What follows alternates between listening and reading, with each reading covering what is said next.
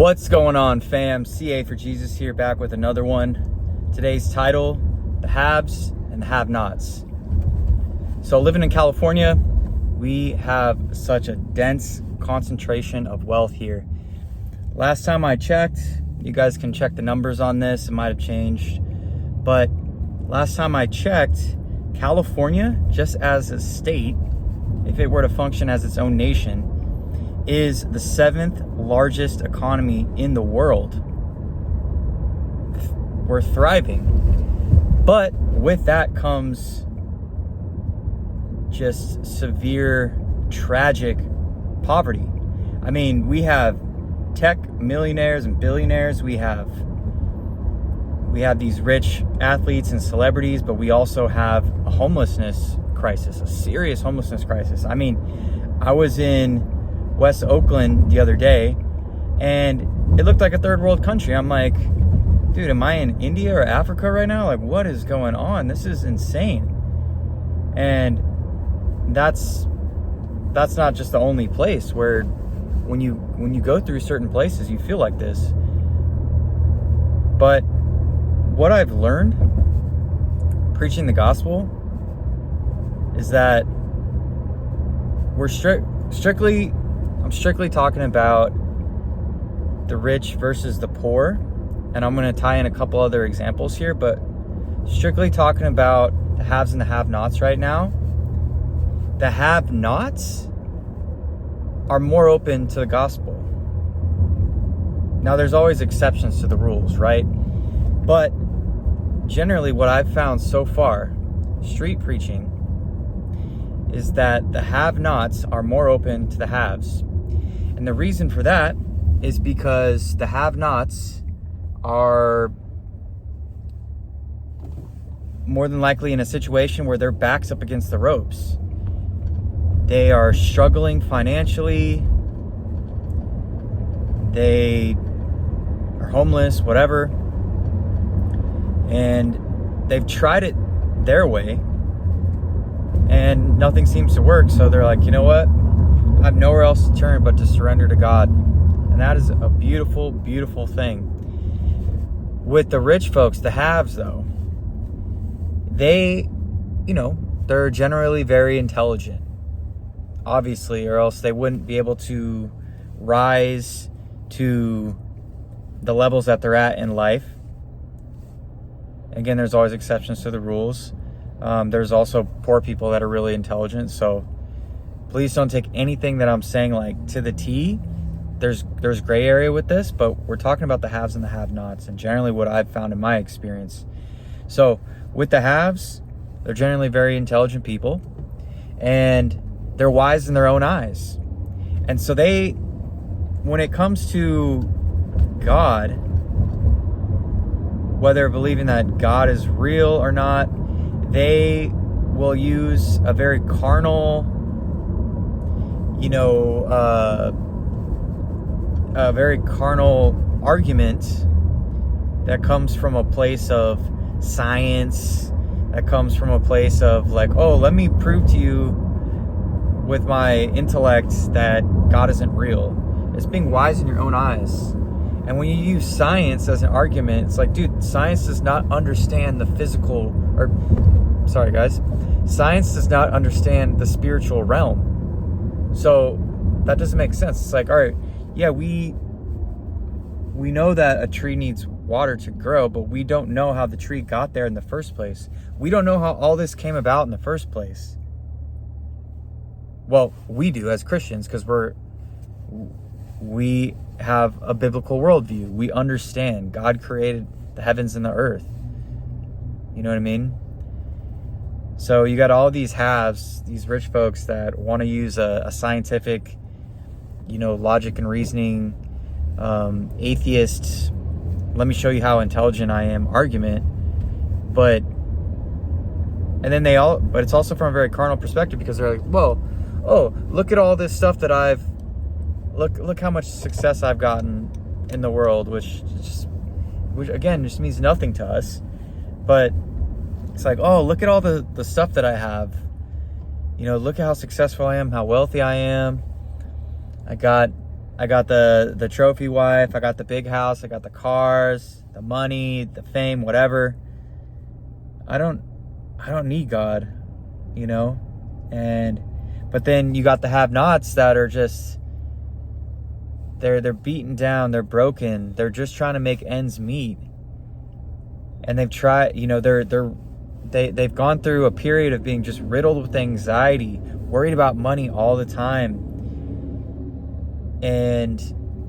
But then you come to a point where your back's up against the ropes, where you're like, you know what? All right, I've tried it my way. It's not working. I have no other option. So I'm surrendering for you, God. God, you should have been the first option. You should have been the first,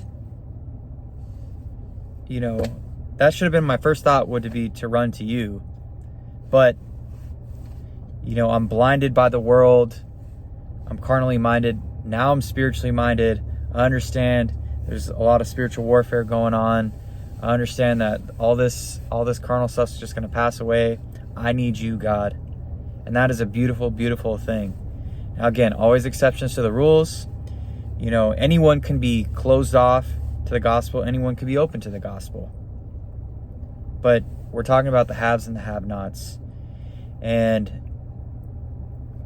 there's a level of pride and arrogancy with both. Like, for example, with the haves, it's, oh, I'm prideful because I got money and, I'm all that in a bag of chips. And then with the poor folks, it's like,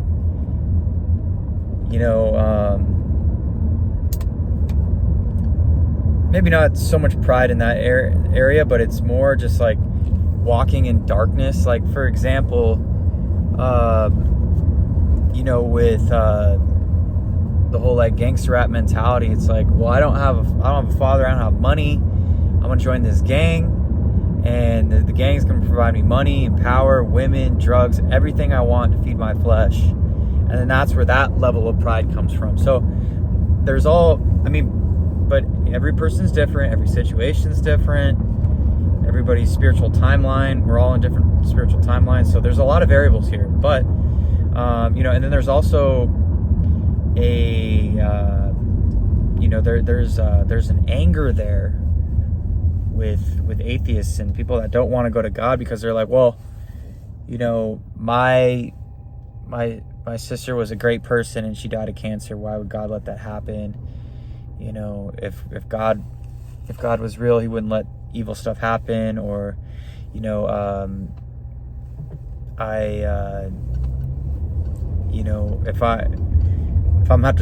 I'm struggling to make ends meet, like, why would God let this happen? So there's an anger there. There's a hurt, but it's a misunderstanding of who God is and what he does. He uses your brokenness to get closer to him. But it's up to us to be like, all right, well, I'm broken, so I'm going to run away from God, or I'm going to run toward God. But the smart, wise decision is to run towards God. Amen. And but yeah, anybody is open to the gospel, but just want to talk a little bit about the haves and have-nots. So as Christians, we can't just be hanging out in our wonderful Christian circles, our Christian social clubs, if you will, because we have work to do right now. There's a lot of darkness in the world. We got to go into the most broken places where there's poverty and corruption. And that's another thing about the have-nots too. So the have-nots usually live in poor neighborhoods. Usually poor neighborhoods have higher crime rates and higher levels of corruption, where you're seeing more outwardly noticeable corruption, right? The blue collar crimes, the violent crimes. And that's where spiritual warfare is going to be more like visibly noticeable, you know? Whereas in the rich neighborhoods, low crime, and if there is any crime, it's usually white collar crime with the corruption stuff, like embezzlement, or just like corporations just doing things behind closed doors and things like that, you know? So that's also a thing where in these rich neighborhoods, you don't outwardly notice spiritual warfare taking place as much. Now, obviously, when you have eyes to see and ears to hear, and you're spiritually minded, you can see spiritual warfare pretty much anywhere. And there's different types. Some are more subtle, some are more apparent. And yeah, so a lot of variables to this, but again, talking about the haves and the have-nots. So as Christians, we need to go into the darkest of places. Not saying go into a dangerous place, but go and preach to the poor, go and preach to the homeless, and go preach to addicts. And yes, when we talk about the parable of the sower, it's like, okay, you might be preaching to an addict and they might receive it in that moment, but then they go right back to their addiction. But it's up to us to preach the gospel, and whatever people do with it, that is up to them. God cannot interrupt free will. There's a lot of spiritual warfare going on, and just remember the parable of the sower. Remember, we have to be patient with planting seeds. And but yeah, anybody can be closed off to the gospel, but also anyone can be open to the gospel. But either way, we have an opportunity. But yeah, use any opportunity. Go into the darkest of places, the poorest of places, the most broken of places, and you will be pleasantly surprised what you're going to find. Okay, so like this video so we can get it out to more people. Comment down below, let me know what you think. Did this help you? Did this make sense to somebody? I'm praying that it does. Leave your comment down below. Leave your prayer request down below. I'd love to pray for you as well. Share this message with the lost sheep, of course.